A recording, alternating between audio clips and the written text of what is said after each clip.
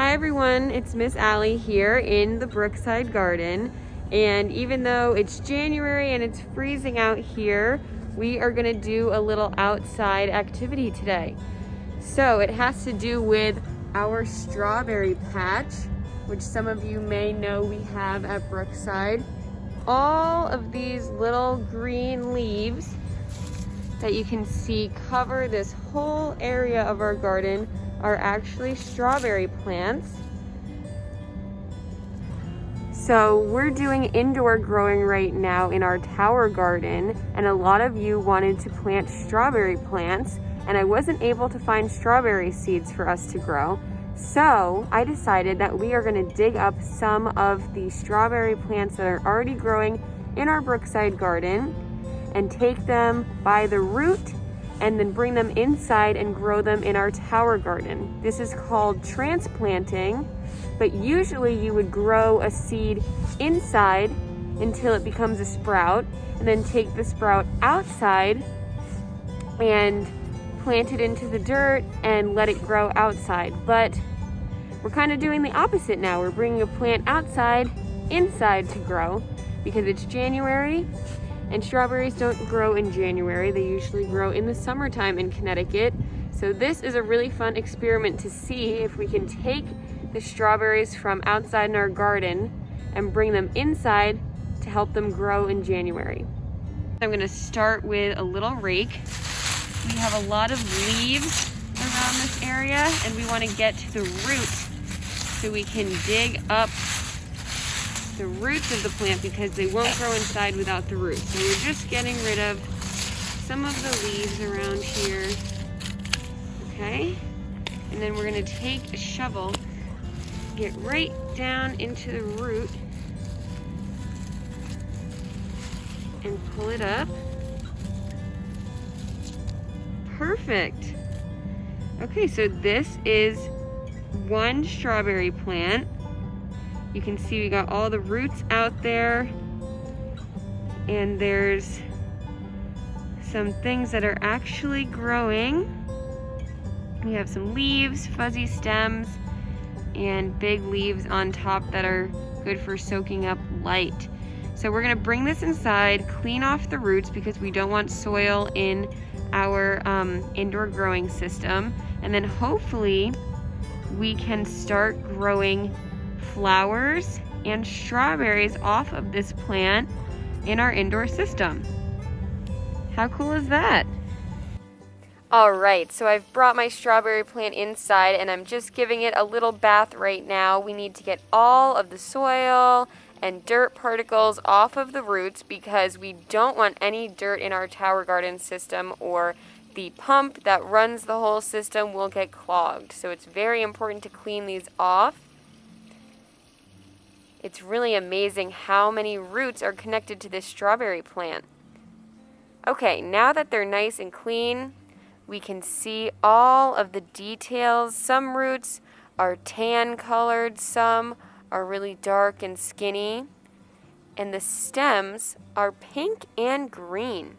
How cool. I love looking at the plant. You don't often get to see the plant from the roots all the way to the top of the leaves. You may remember that we had to plant our seeds in something called rock wool. We are going to use this same material to encase our strawberry plant so that it's able to go in our tower garden.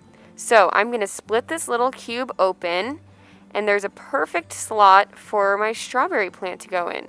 So I'm going to make sure that I tuck it in and get all of the roots hanging out of the bottom because we want them to go inside of the tower garden.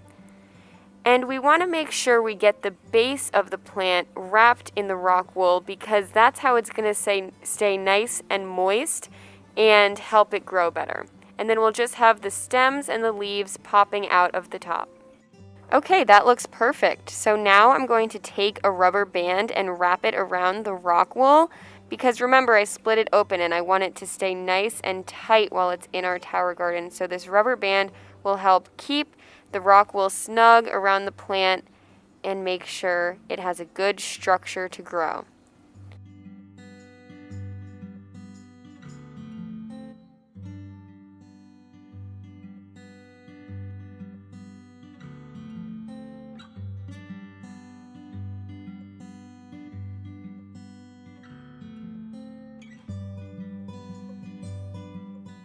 Alright, it's time to head over to the tower garden and put our strawberry plant in one of these slots. So we're going to choose a cup and make sure that all of the roots get to the bottom of the cup where there are openings so that the roots interact with the water and so that the plants stay hydrated and get all the nutrients that they need.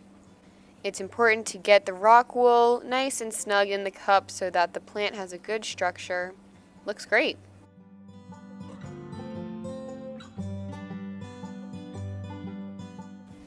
Ta-da! I turned the lights and water on, so now our tower garden is up and running and our strawberry plant is getting fed. And you can see that the fountain of water is now running through the whole tower garden, and little drops of water are hitting the base of the cup that we put our strawberry plant in, so all of the roots are getting hit by drops of water. And also remember that we put a mineral blend in this water, so by the roots getting all of that little water on it, it's getting hydrated and it's getting its minerals. Here's an empty cup to see how much water is filling the bottom. I can't wait to give you an update on how our strawberry plant is growing. Here's the rest of our indoor garden. We have our tower garden and our LED shelving unit with the seeds growing under those lights. It's so awesome that we can grow things indoors when it's cold outside.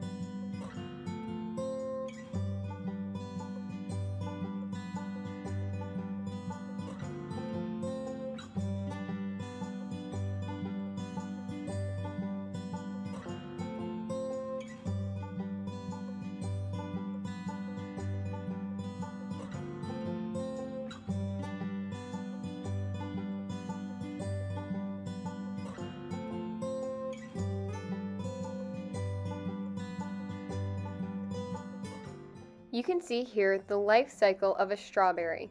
It starts as a seed, then a little sprout, then a bigger sprout, then a seedling. We're at the seedling stage right now, and you can see after the seedling comes a plant with white flowers on it. So the next step we're hoping to see in our strawberries is white flowers to develop, and then as the white flowers grow, strawberries will start to come out of them and turn red.